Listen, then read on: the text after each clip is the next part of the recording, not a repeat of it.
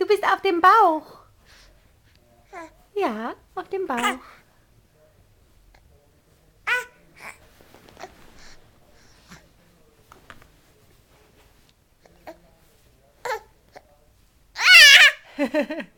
Wirklich?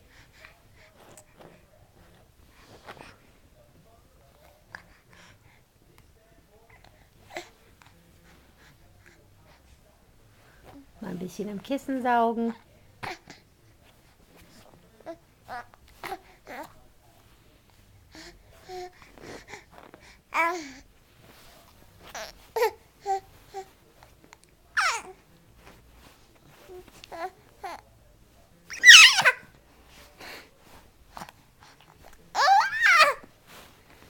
Das Kissen, das schmeckt so gut heute.